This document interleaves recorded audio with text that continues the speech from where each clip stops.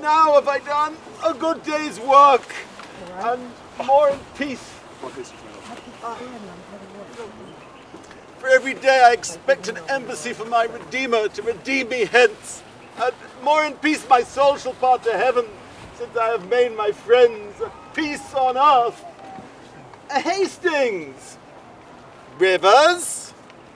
Take each other's hands. Dissemble not your hatred. Swear your love. By heaven, my soul is purged from grudging hate. So thrive I, as I truly swear the like. Madam, yourself is not exempt from this, nor you, son Dorset, Buckingham, nor you. There, Hastings, I shall never more remember our former hatred. So thrive I and mine. Now, princely Buckingham, seal thou this league with thine embracements of my wife's allies, and make me happy in your unity. Whenever Buckingham doth turn his hate upon your grace, God punish me with hate in those where I expect most love. Ah, my sovereign king and queen, a happy time of day. Happy indeed, brother.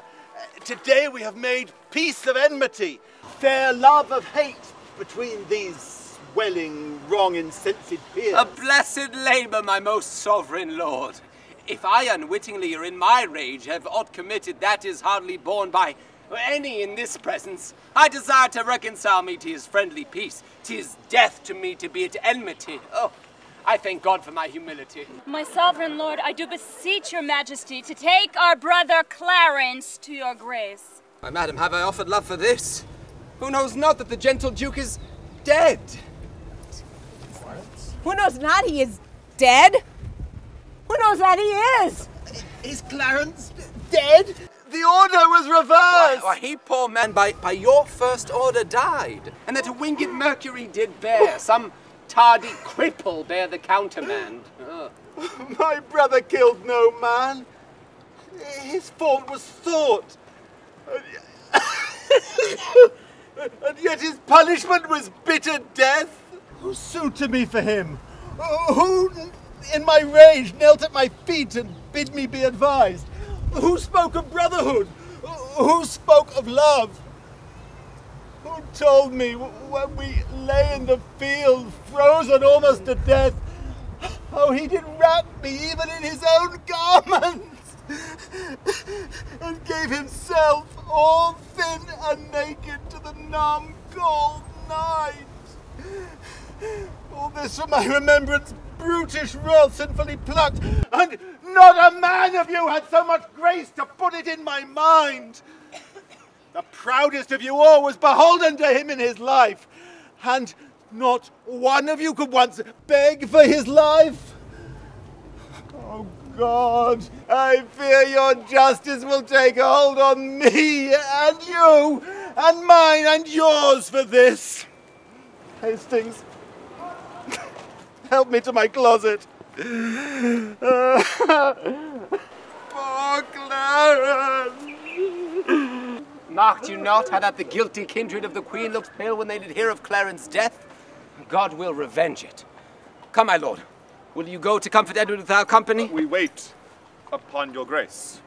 No! Who shall hinder me to wail and weep, to chide my fortune and torment myself? What means this scene of rude impatience?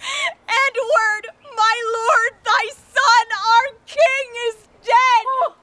If you live, lament. If die, be brief, that our swift-winged souls may catch the king. Hear you the news abroad? Yes, that the king is dead.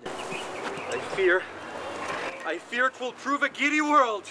So much interest have I in thy sorrow, as I had title in thy noble husband.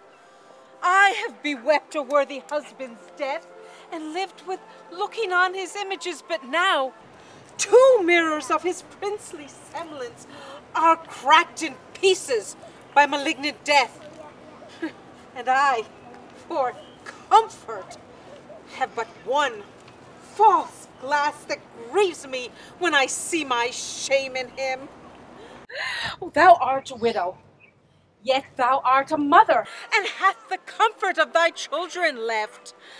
Death has snatched my husband from mine arms and plucked 2 crutches from my hands. Clarence and Oh, for my husband, for my dear Lord Edward! Alas, for both mine! Comfort, dear mother.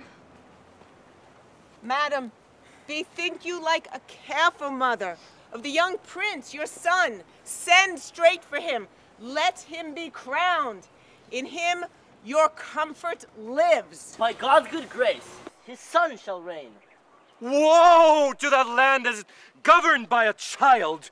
In him there's hope of government, which in his nonage counsel under him, and in his full and ripened years himself, no doubt shall then, until then, govern well. So stood the state when Henry VI was crowned in Paris, but at 9 months old. Oh, sister, have comfort. Oh, madam, my mother, I did not see your grace. Humbly I crave your blessing.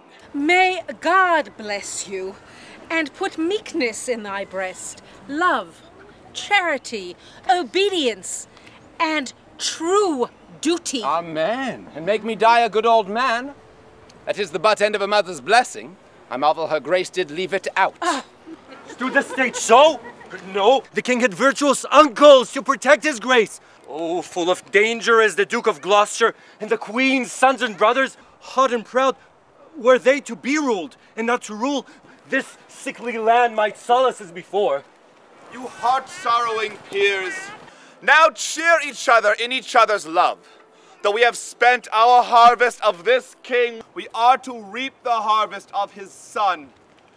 Me seemeth good that with some little train forthwith from Ludlow, the young prince be fed hither to London to be crowned our king. Why, with some little train, my lord of Buckingham. Marry, my lord, lest by a multitude the new-healed wound of malice should break out. I hope the king made peace with all of us, and the compact is firm and true in me. And so in me. And so I think in all.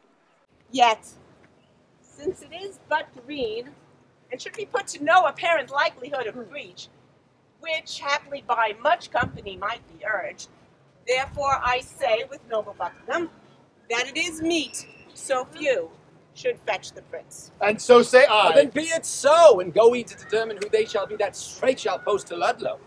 Madam and my sister, will you go to give your censures in this weighty business?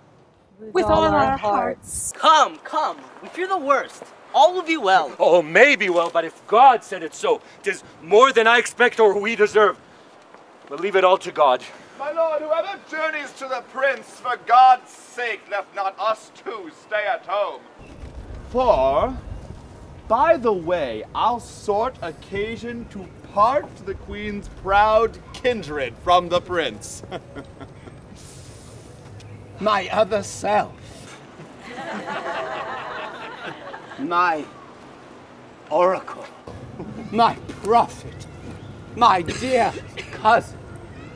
I, as a child, will go by thy direction. Toward Ludlow, then, for we'll not stay behind. Come along. Toward Ludlow. Right down that way.